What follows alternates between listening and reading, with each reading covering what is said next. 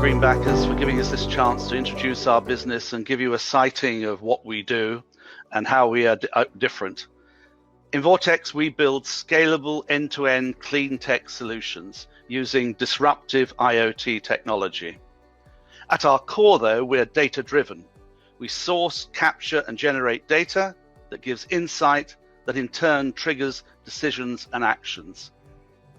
For Vortex, it's all about making the physical digital.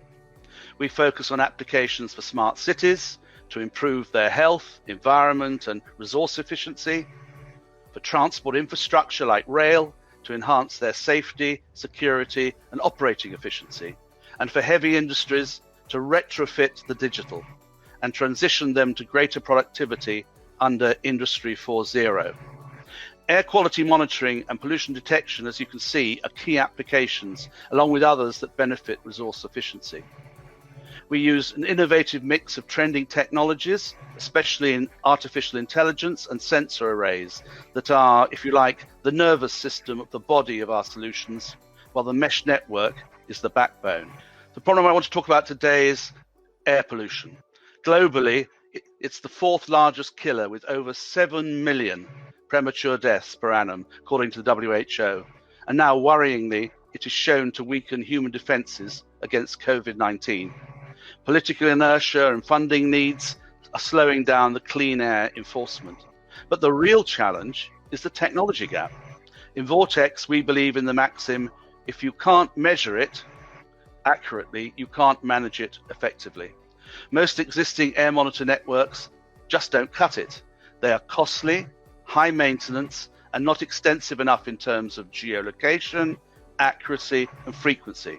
For example, in Greater London, there are only 14 official air monitor stations operational for a city of 9 million people, covering 600 square miles. Their monitoring depends mainly on statistical modeling. Today, with COVID, we all know about the vagaries of modeling.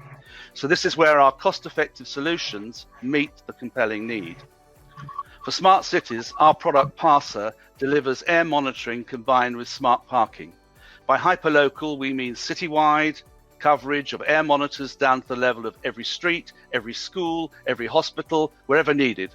What we call point of interest geofencing. We have two key differentiators. One is the multi-sensor capability to detect particulates and gases in a single device at a competitive price.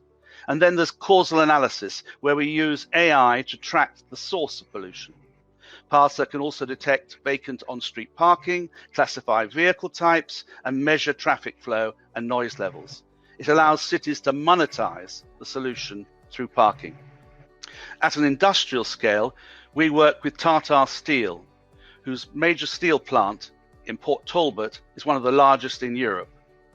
We are retrofitting our mesh network of 1,500 devices across the whole site, not just for air quality, but also for tracking workers and other data, often from third-party sensors, creating what we call a super data highway, which is the transition towards digital twinning.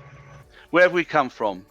Well, despite COVID, we've survived and thrived by winning research grants of over £3.5 million over the past 2.5 years, and UK government contracts where we are leading deployments in digital twinning in rail and steel, IoT cybersecurity, and recently 5G mobility.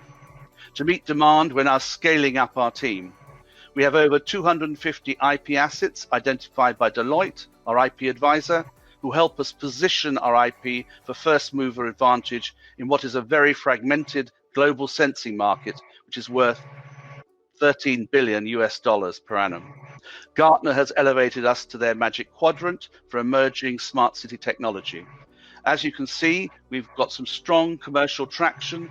We're aiming for 1.4 million by the end of our financial year, and we're growing very rapidly, driven by our testbed clients and also our partner networks, some of whose names you can see there at the bottom of the slide. Our revenue model is evolving from R&D funded pilots into 2 to 3 year contracts for systems deployment. Moving to a pure SaaS model will be when our working capital allows us to absorb the upfront cost. We've had a successful 2 investment rounds, raising 1.4 million. from a mix of angels and the Development Bank of Wales. Our investment ask is to really help drive the scale, speed and strength for the reasons mentioned. Our funding need is 2.5 to 3 million pounds, of which we've got a commitment of £500,000 from our key shareholder, the Development Bank of Wales, who will follow on. Our exit options are through a trade sale in 2 to 3 years. We've been approached 3 times already, and we're talking regularly with the corporate venture arms of major global companies. This is the sort of wanted poster showing you our main team, the senior management team, and their mix of experience and disciplines.